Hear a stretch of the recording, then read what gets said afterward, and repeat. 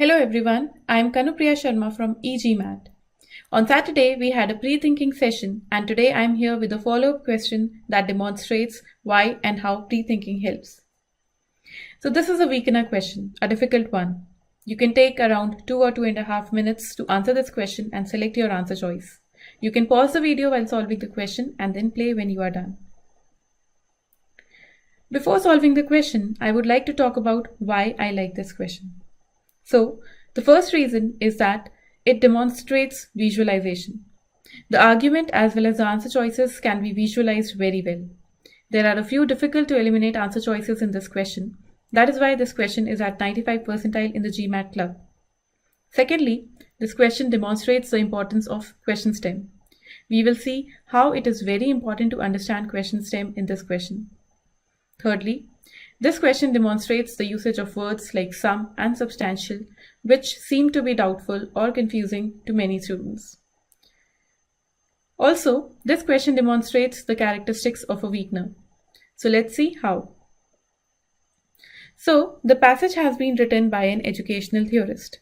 It is about recent editorials. Now, as per the passage, as per the educational theorist, the editorials have made a demand. What is the demand? That the amount of homework assigned to school children under 12 years of age should be restricted. Alright. We also have the rationale given by the editorials that too much homework can significantly reduce children's free time. What is the importance of free time? Free time activities are important for children's development and therefore excessive homework hampers children's development. That is why the editorials are demanding that homework assigned to these children of under school years to 12 years of age should be restricted. Now, we have a counter argument by the educational theorist. He states that the actual average homework time, so this is the data point, for children under 12 is little more than 30 minutes per night, and therefore children have sufficient free time.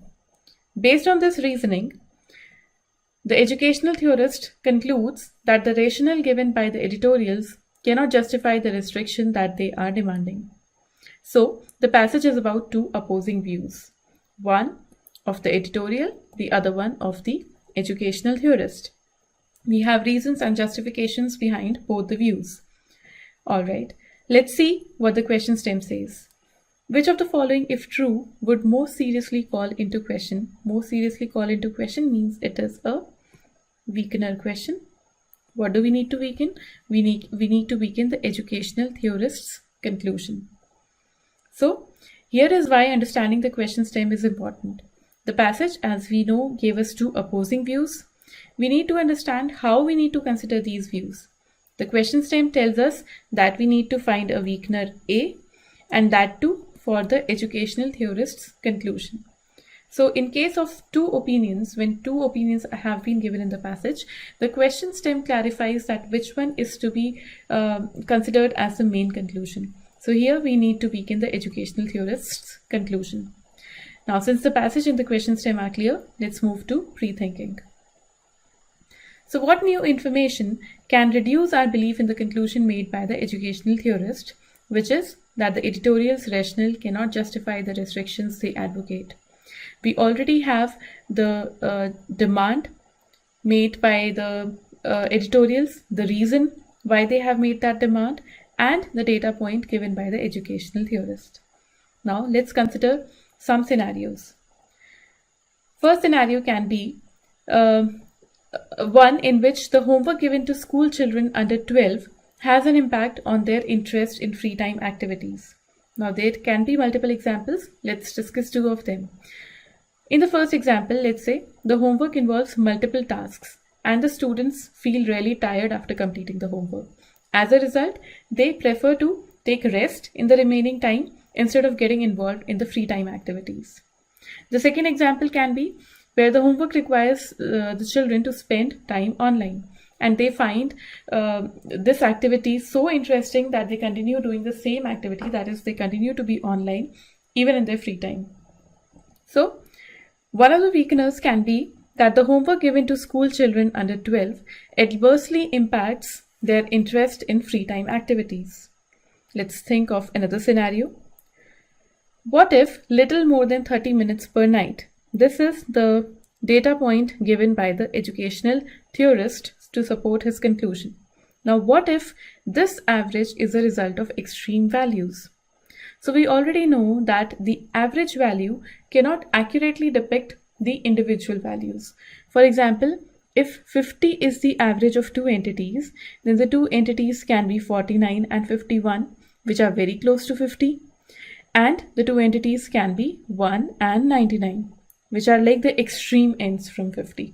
So this average value cannot accurately represent the two entities. Now here we can take an example that out of 100 students, 50 get 5 minutes homework and other 50 get 60 minutes of homework. So one extreme is 5 minutes, the other extreme is 60 minutes. Another example can be that out of 100 students, 80 get 5 minutes of homework and rest of the 20 get 140 minutes of homework. So while the educational theorist's argument works for these students who get less than maybe 30 minutes per night or a little more than 30 minutes per night of homework, it does not work for these students who get 140 minutes of homework. And the opinion of the editorials, it is for these students. That these students are getting a lot of homework and they are not getting sufficient free time, and therefore their homework should be restricted. So the other weakener can be that the maximum amount of homework assigned to some students is significantly more than the average value of little more than 30 minutes per night. With this pre-thinking, let's move to answer choice analysis. Choice A. As per this choice, some of the homework assignments should be done in class. So this choice is about a type of the assignments. However, does that affect the rationale given by the editorials to support the suggestion that they have given? No. Therefore, this choice cannot weaken the conclusion. Coming to choice B. Choice B supports regular homework, and therefore it cannot be used to justify the rationale used by the editorials, and hence it cannot weaken the conclusion made by the educational theorists. Therefore, it is also incorrect. Coming to choice C. This choice again talks about some homework assignments and states that these homework assignments are related to free time activities. So essentially, few of the assignments aid in development of children. But can we use this information to assess the logic behind editorials' demand for limiting homework? No. Does it reduce our belief in the conclusion that editorials' rationale is not justified? No. This information is not sufficient to raise doubts on that conclusion, and hence this choice cannot be the correct weakener. Coming to choice D. This choice is based on our pre-thought weakener 2 and conveys that most of the students get less than 10 minutes of homework. As we discussed in pre-thinking, in order to get an average of little more than 30 minutes, the remaining students will be getting much more than 30 minutes of homework. So basically, this section of students will be the one who will be overburdened with the homework, and the editorial's argument is justified because of these students. So basically, this choice says that conveys that the rationale given by the editorials is correct, and therefore choice D is the correct weakener. Also, this choice shows how well the concept of averages has been used in the argument. It is a very good learning from this question. Average values do not indicate the range of actual values, and so a conclusion made based on average values may break if the actual values are considered. This is a very important learning, and you can use this learning in any other question that uses the average values. Coming to choice E. Choice E talks about the benefits of free time activities. That is not related to the conclusion, and therefore it is incorrect. So the correct answer choice here is choice D. So in this question, we saw how we can visualize the passage and the answer choices, something that we learned in the previous CR session. You can find the recording of the session on pre-thinking and visualization on the top right-hand corner. We also discussed the role of question stem in arguments having two different opinions. Also, this question demonstrates the use of words like sum, substantial, and average, as we saw in choice D right now. In all, this question imparts very good learning. Hope you will be able to apply the same in other questions. Happy learning!